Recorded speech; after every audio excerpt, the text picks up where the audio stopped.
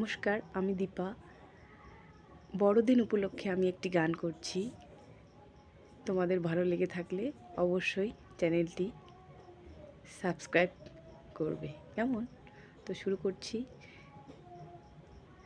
বেথলেহেমে গোয়াল ঘরে আর নয়, আর নয়।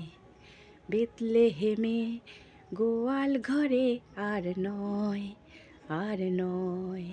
খ্রিস্ট জন্ম নিতে চান ধরণীর প্রতিটি মানুষের অন্তরে, প্রতিটি মানুষের অন্তরে।